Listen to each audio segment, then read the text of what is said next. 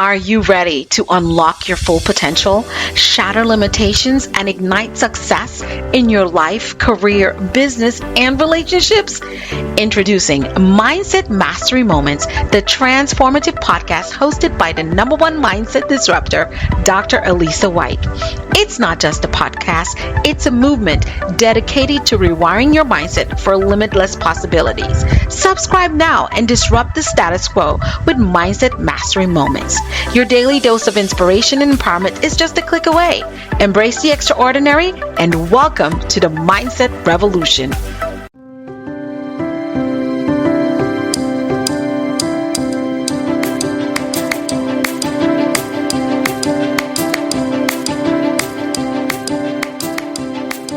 Hello, disruptors, and welcome to another power-packed episode of Mindset Mastery Moments with yours truly, Dr. Alisa Whyte. Today, we are going to be talking about mastering self-promotion and overcoming public speaking anxiety, and how you can use the art and gift of public speaking to really articulate your voice, your brand, and your message.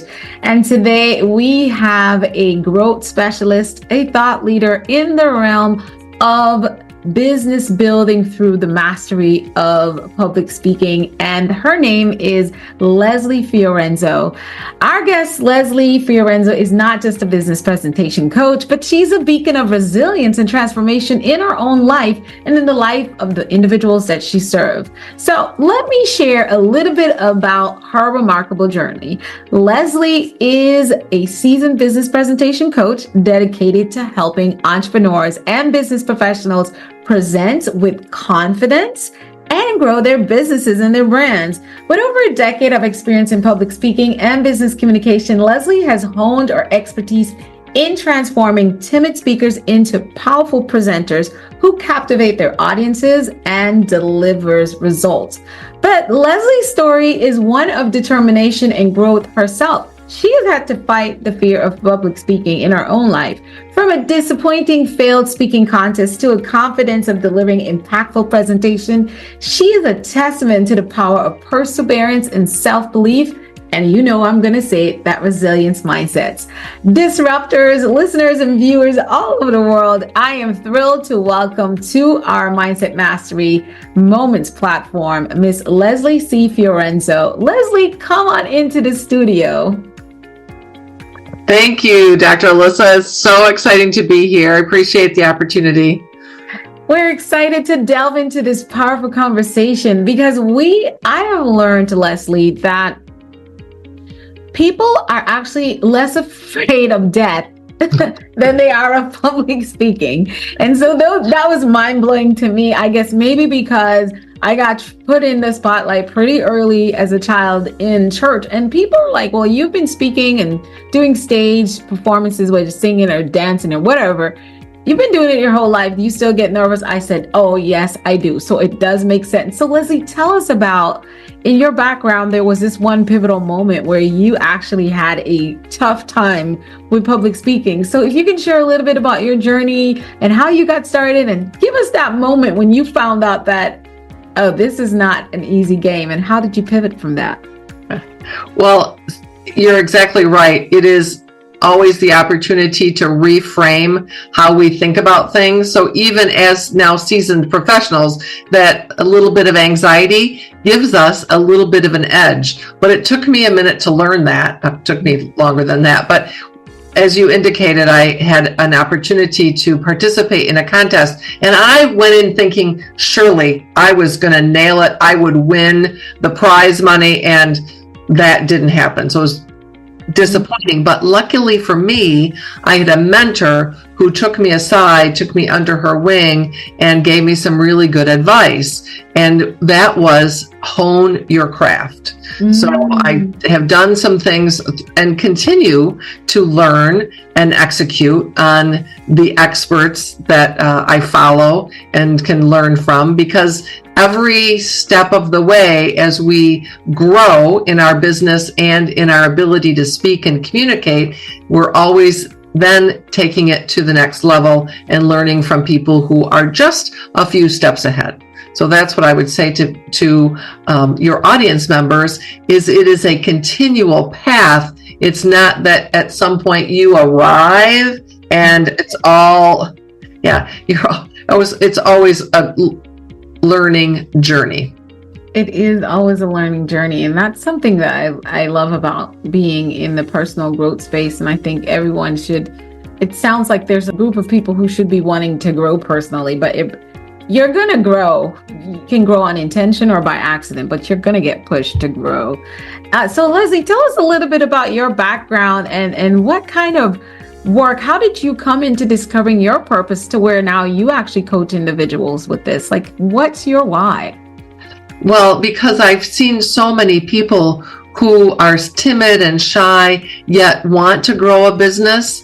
And it's a little bit heartbreaking to me when people are not able to communicate in an effective and powerful way, and their business doesn't succeed. And then they wonder why, or they go back and get a job. And there's nothing wrong with being in a job. But if in your heart of hearts, you know you have the ability to share a message in a different way, do work in a different way, and the entrepreneurial bug will not leave you alone.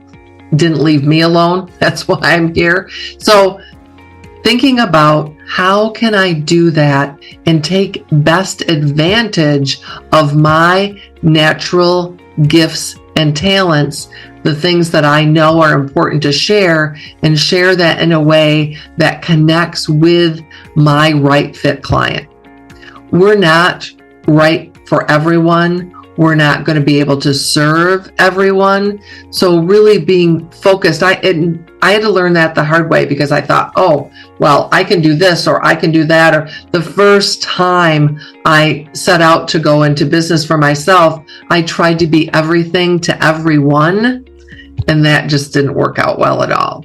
So now that I know the power of being focused and being specific, I like to think about it as a difference between ambient light or light from a LED bulb, if you will, and the power of a laser beam.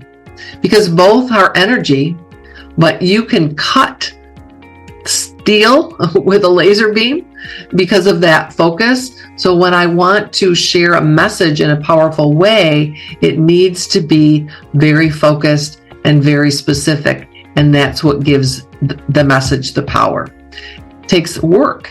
It takes thinking about the language that you're going to use. But more than that, it is the idea of why. What drives you? Why is this important? What would you want to do that only you can do? Those kinds of questions. Taking some time to answer those. And I believe writing out the answers to those, and then know those answers might change. They might evolve. Your business today won't look like your business of tomorrow. I'm certain that Dr. Alisa, you found that in your business as you've grown and developed, that it's different now than what you thought originally it might look like. It surely does. And that's one thing we're guaranteed is change. And there are days, I had an episode I recorded recently with a guest that she really guided in the audience. And she said, what you do is master now. Yes, you make a plan. Yes, you make a plan. You write the vision, you make it clear, but you master that now, because it could look really different. Because as we grow and as we take on different challenges and as we get to that next level, our view changes. So we start to desire different things and different outcomes. And in my thing, I say we just become more clear on who we are. And based on who we are, now we want to create a different experience. Mm-hmm. So the business plan might change and a lot of things might change, but the sense of clarity really comes as you go. It's never, so I say, I make the plan and I'm like, they say you make plan, God laughs. So I'm like, he's always laughing. So since he's always laughing, changes are probably going to come. So I'm ready for it. And I do agree with you that so many people really struggle because they cannot articulate that vision, or they might not be clear on what the vision is. But I think more people suffer because they are not able to tell someone else about it. And so that's one of the hardships sometimes to get investments, to build an audience and a tribe that wants to become familiar with you so they can know, like, and trust you. And so, like you said, there's special words and ways of being and doing, not to make you cookie cutter. I'm pretty sure you coach your clients to more connect with themselves from the inside and then articulate what they're thinking, feeling, and being to become that message. So that's just so powerful. I appreciate you sharing this. So Leslie, when you talk to clients about going into determining what their message, what does that blueprint sort of look like? If you were to give our audience and viewers and listeners a little bit of guidance, so to speak. Well, the first step that I encourage people to think about is a values clarification exercise. So what is it that I value, and how does that come across in my work and in my business? And a list of 50 values is way too many. What are your top 3, maybe 5? So prioritize those things. And what I want to encourage you to think about is then, how does that play out for me? So for example, for me, I value responsiveness. And so I have set some ways up and set some automation up so that I can be responsive to client needs and to myself as well, like putting self-care as a priority, because we can't pour from an empty cup. So I'm rigid, if you will, about how I start my day. And those practices are so important to me because it helps set me up for success. That wasn't always the case, right? Years ago, I would just roll out of bed and because I hit the alarm the snooze alarm too many times, and it wasn't until my ride to work said to me, if you can't be on time, I'm not going to pick you up anymore. That was a big wake-up call for me. Yes. So anyway, values clarification is a first step that can then lead you to your mission. And those, I think, tie together beautifully, because when I understand what I value and the values I want to share, then that leads to the mission of your work. Your ideal client avatar, not only demographically, men, women, age, all those kinds of things, but psychographics. And many coaches and more, maybe entrepreneurs, want to solve the problem that they've solved for themselves. They want to help other people solve that same thing. So knowing those pain points can be very helpful. Then we want to communicate those and know that we offer a solution to our clients in a very specific and unique way. You talked about the development of a tribe, and that was one thing that I had to really understand and get clear on. Who do I want to serve? And that being very specific and focused on that element makes a big difference, because we can't be all things to all people. We'd like to be, but it's just not possible. So the more I can be fine-tuned about who I want to serve, I think the better off we are in our businesses and the better off we are in ourselves. I talked a little bit about self-care, but it makes it more powerful and easier. I think it's easier to serve a specific group of people than, oh, I could do this, or oh, I could do that, or switch it. That just creates chaos. Yeah. And chaos is not helpful. No, it's not. It puts everything in complete disarray, where like you said earlier, many entrepreneurs and even sometimes business leaders want to walk away from their career or their businesses when that chaotic moment comes up. So let's talk a little bit about facing your audience fiercely. It's one of your big, one of the I would say you have a triad in your practice. And so facing the audience fiercely is one of those triads, one part of that triad.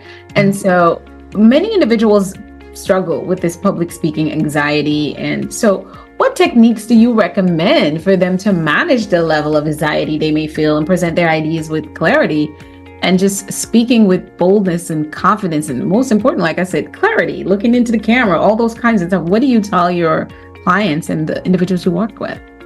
Well, we start every session with challenging that inner critic and turning it into an inner champion. We all have that little voice in our head, and it's there to keep us safe, but we need to retrain it to do its job effectively. Because most of the time, negative self-talk is not helpful. It's going to keep us stuck. And we like our comfort zone. We kind of like that warm blanket of, oh, I don't want to step out there. Well, guess what? You can't grow a business and be the best kept secret in town unless you have thousands and thousands of dollars and a year's worth of time to do advertisement. Now, if that's what you're doing, I mean, if you have that, then maybe you don't need to. But most people, especially if we're starting on our own and trying to bootstrap our success, that's just not there. So we have to figure it out. We have to share our message. And so we have to tame that critic, change it into a champion, have a powerful pre-presentation routine or plan. You talked about planning, and yes, and the guest you had on, we don't always know. Our plans may not always come to fruition, but it's that process of planning that is key. It's thinking about those things, the what ifs, if you will, and then seeing it being a success. All too often, we visualize worst case scenarios. I want to encourage your listeners to think about visualizing best case scenarios. So what if this works really well? What if I go out there and knock it out of the park?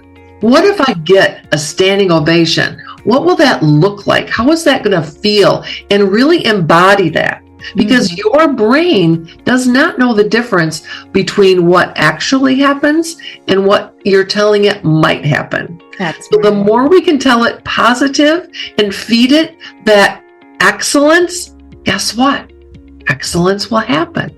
So seeing yourself on stage, seeing yourself maybe on a TED Talk stage, whatever it is for you, but create that visual of success and really feel that taking place. So you can know over and over, I can call on that and it can come true.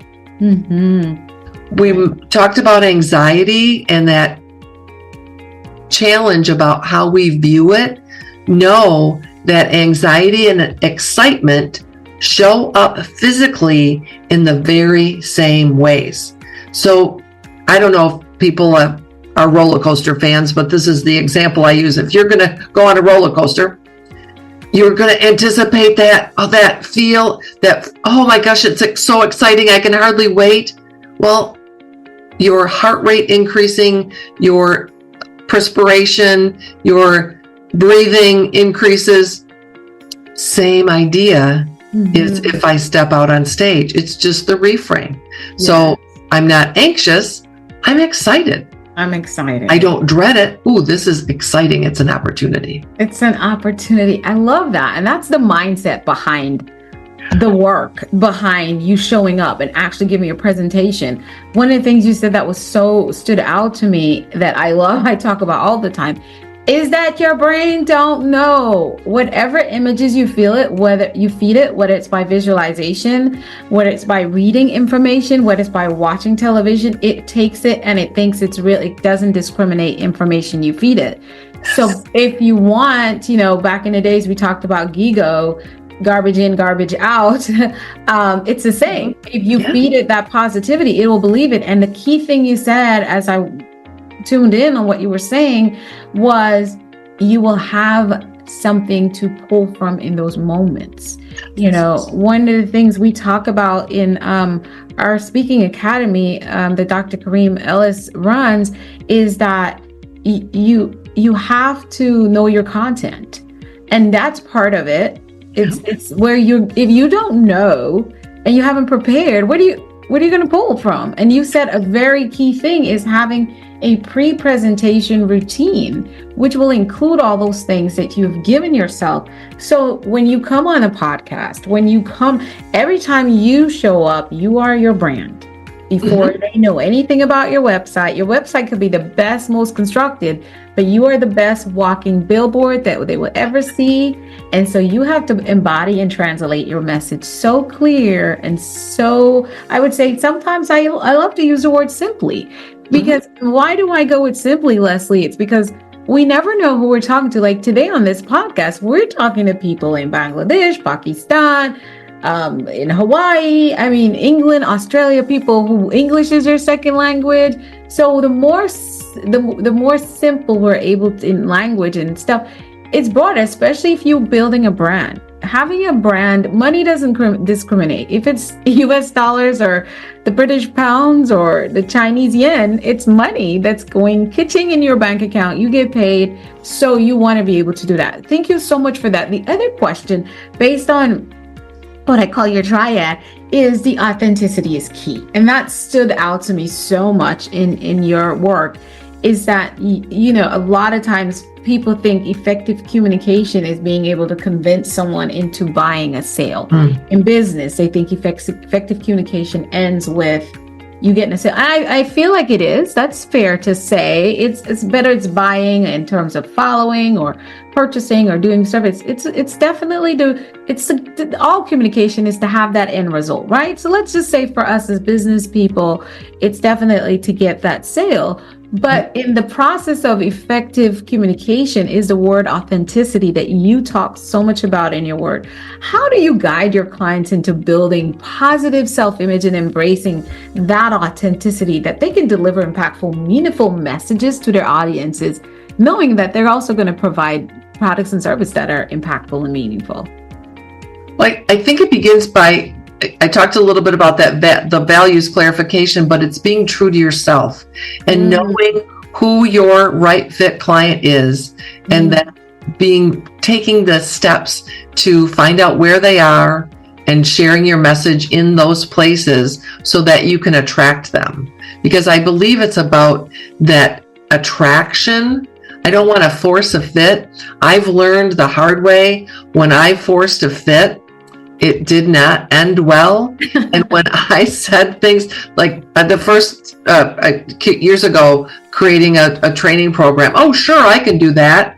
And I'm thinking to myself, ooh, I don't know. And it did not end well. And the client ended the contract early. So I know it was because I was not working in what I call my zone of genius. I was trying to be something and provide a service that I wasn't skilled at providing. And so it was a hard lesson. So I want to share with your audience members that if I can know that and do that work up front, yes, I will be far better served in the long run. And it's really hard because one of the challenges, especially when we get started, is who's going to want this? How I've got to make some money. I've got to be able to bring clients, close a deal, those kinds of things we're telling ourselves. And if I have a method or a purpose and a fit, then I'm going to be better than if I just have very much general, or I don't know, or I'll take whatever comes my way. Not a good plan.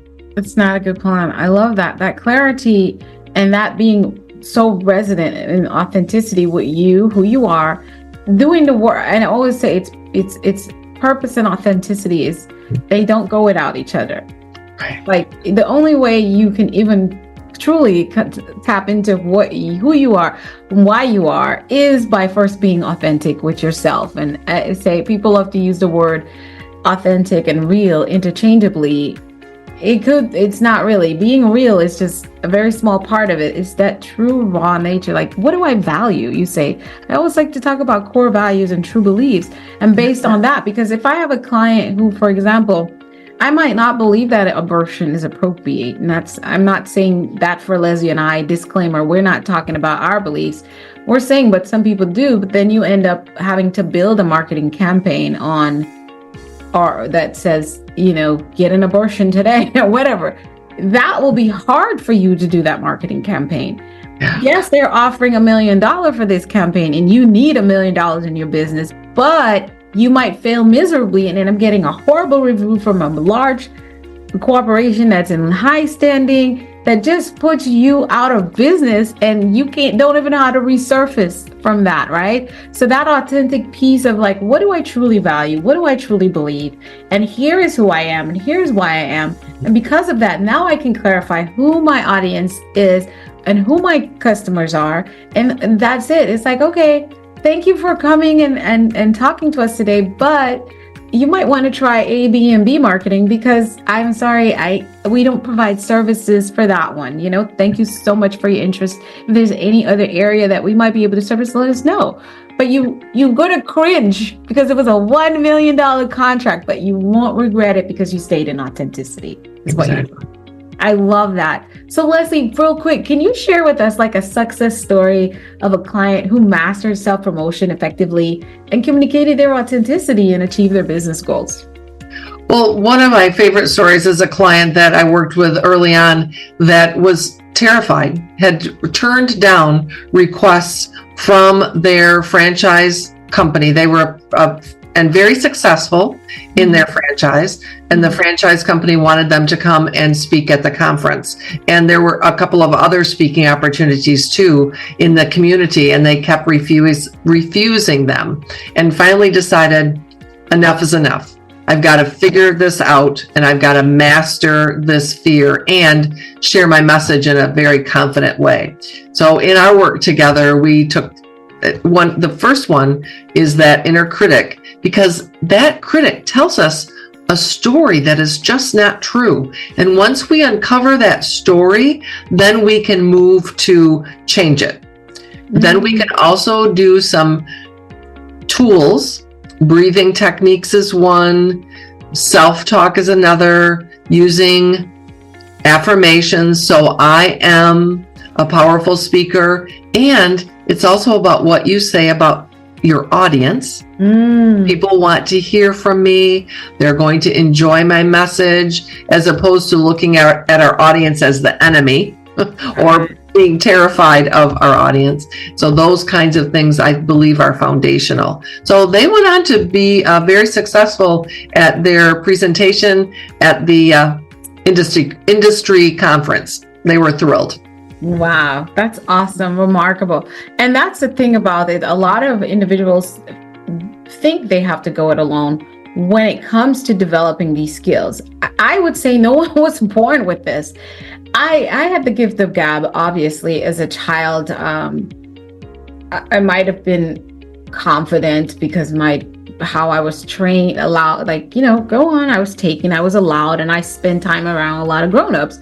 Well, that's what they did all the time. They were in front of the church stage or somewhere in some group. And so I was taken along. So I saw it. So it was like a programming. Mm-hmm. However, how to articulate, how to connect with everything, put it all together so it makes the best, the most impactful space is what I did. And so you could be listening to us today and hearing Leslie as a professional coach in this area and thinking, well, I know who I want to talk to. I know what I want to talk about. Okay, great. But do you know how?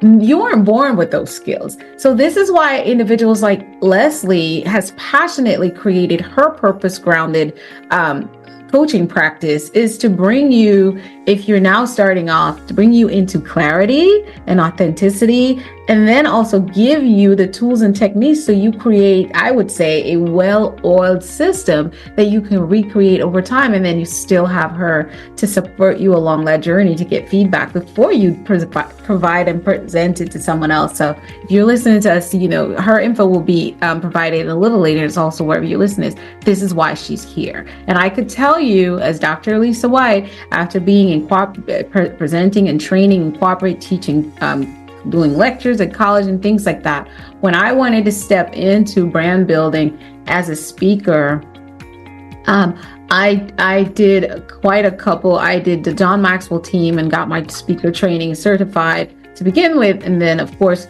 many of you know, Dr. Cream and I, we did an episode, and you all, if you're familiar with us, we're always yin and yang with speaking.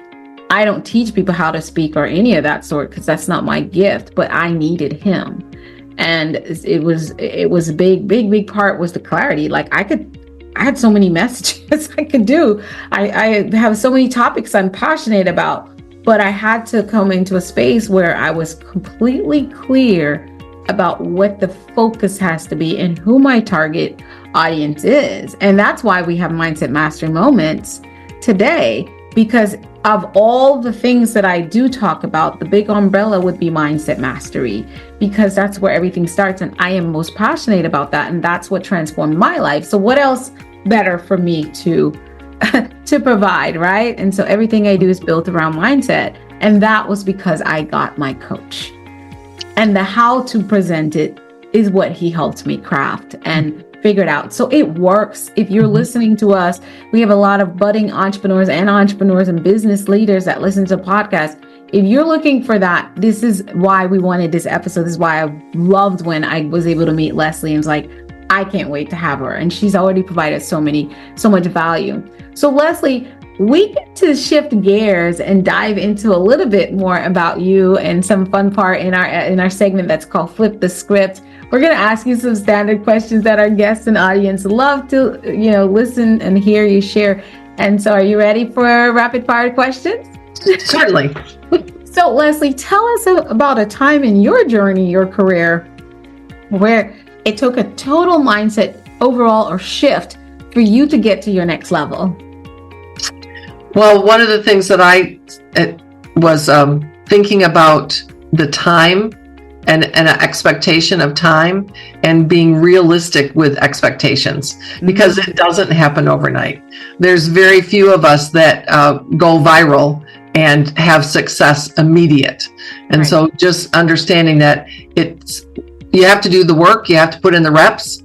Any athlete will tell you that, right? Any Olympic athlete, anybody, even if they're a little, right? Yeah. Yeah, you have to put in the reps. And she's right. I'm showing, if you're listening to this, I flexed my muscle and had Leslie tickle because I don't really have a muscle, but it's coming in. I could see it. I could feel it. It's there. I told my 13-year-old niece yesterday, I said, I can see my 2-pack. But I put in the work. I got 2 packs. I don't have 6 yet. But I have 2. And I could see it. And she's like, I don't see anything. I'm like, girl, stop. But the reps are important. I love that. So given that, Leslie, what is your definition of success?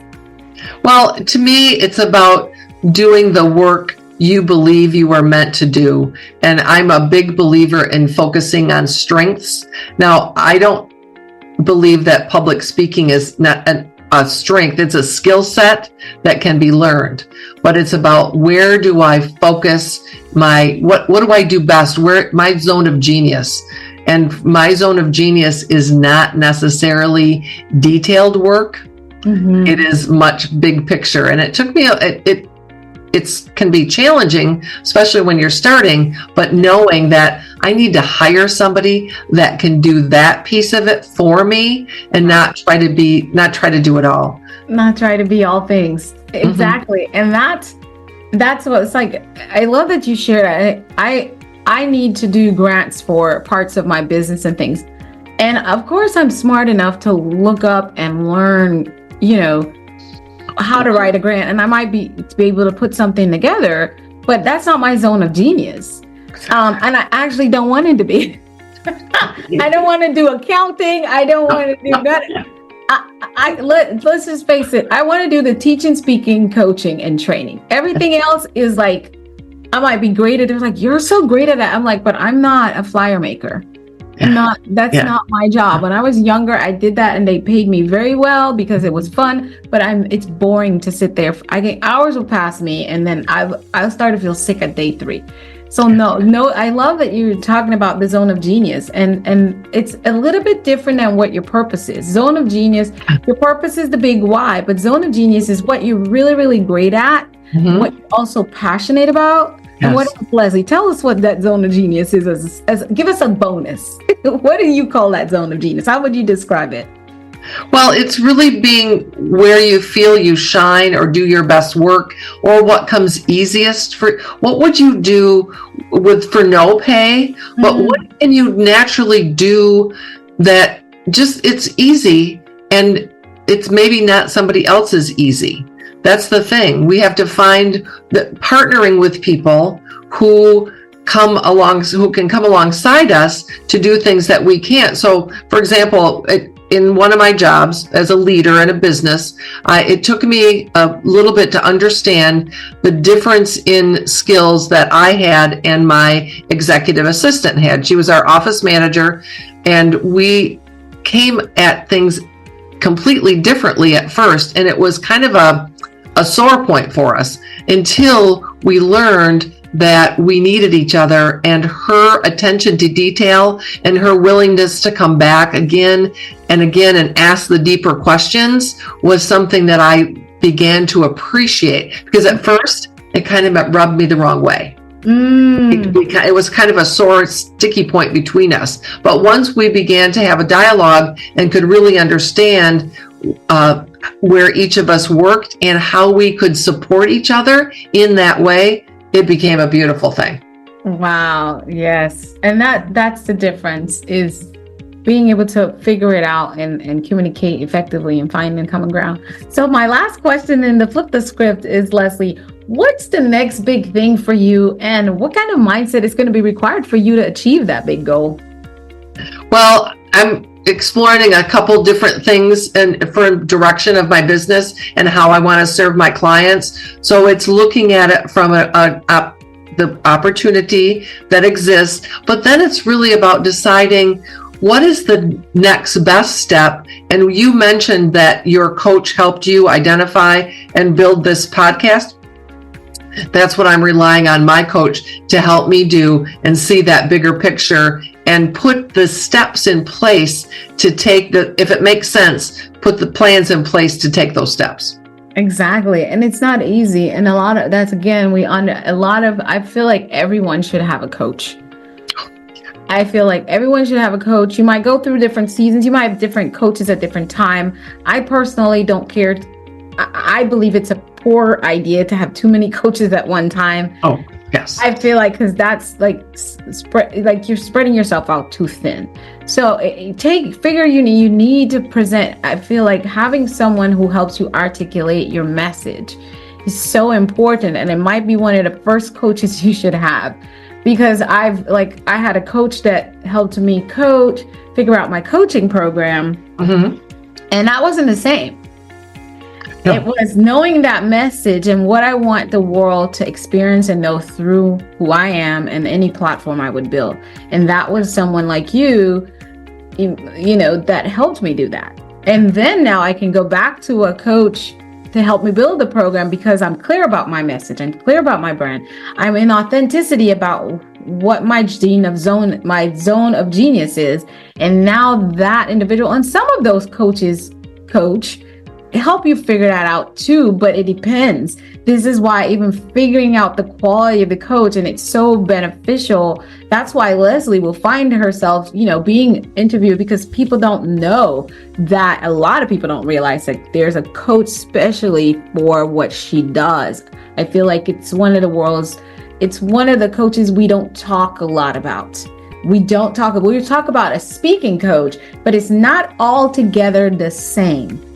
Some speaking coaches offer what Leslie does. She's a speaking coach as well, but that part of clarifying your message and authenticity is key. There's so many people who call themselves speaking coaches, and what they do is tell you, oh, you want to write a speech? Let's write you a speech. And they'll probably technically write your speech based on whatever you say you want to talk about, but they didn't figure out that was really what you authentically want to translate to the world. It's just what came out first. And so we're hearing that from you. And thank you so much for being that in the world where so many people are just taking thousands of dollars, and then they help you get a sizzle reel and a picture of you on stage with a microphone, or all this stuff that doesn't do anything. Because if you don't have clarity on the message, who's listening and how are you getting paid? Exactly. So we went and flipped the script. We hope I just flipped your script with that, but this is exactly why I had to bring her onto the podcast as well, because I saw what she stood for and what she's doing. And so I stand by it. So Leslie, before you go, you've got to tell the wonderful listeners and viewers around the world how they can connect with you for further guidance and support of mastering self-promotion and effective communication in their business and brand. I think they can find me on my website, which is lesliefiorenzo.coach, and connect with me there. They can also find me on LinkedIn and Facebook. So I have a personal page on Facebook. I have a business page, Find Your Voice. I also have a group and a YouTube channel. So those social media platforms and those links are all on my website. So probably easiest to start with my website. And then, as you said, I would definitely invite people to connect with me on social media. I'm more than willing to have a conversation, but I love the idea of interacting on social media and sharing challenges and having dialogue there, because I think it's helpful for others. So know that your challenge, your question is probably somebody else's, and it's okay to ask it and step forward. It is. And so, yes, as you all know, we always have all the links. We have all the links for Leslie in the description wherever you're seeing or listening to this episode. And also, Leslie has a freebie for you, as if she hasn't given you a lot of freebies today. She has a freebie that you can download. The link is in there. Leslie, can you tell us about the freebie that you brought for us today? Sure. It's my Fearless Speakers tip sheet. So 5 tips to overcome their fear of public speaking. And they're simple. I know it's not always easy to implement, but I would encourage people to download it and try on the things. And then I'd love to hear from you. I'd like to know what worked and what challenges you had. Absolutely. And that link for that special free gift is also in the description. So, and if you go to Leslie's website, if you just click the first link in the description with her website, you will find all the things to connect with her and to download your free gift for listening all the way to the end of this powerful episode with Leslie C Fiorenzo. Leslie, it's been such an honor. I thank you. Our Mindset Mastery Moments community and team thanks you as well for bringing such wealth and knowledge for us today. The pleasure has been all mine, Dr. Alisa. Thank you so much. And Disruptors, this is where we're calling it a pause for today on Mindset Mastery Moments, but the party doesn't end with Leslie. So connect with her. And also click the link in the bottom of the description and support our podcast. We love having you being a part of the community. And this podcast is totally done in a basis of volunteerism from the team that produces and everything. So if you want to go ahead and be a part of the contribution, go and click the subscribe link in the bottom where you can connect with all our thought leaders and keep in touch with some of the exciting things we have coming up in our community, Mindset Mastery 360.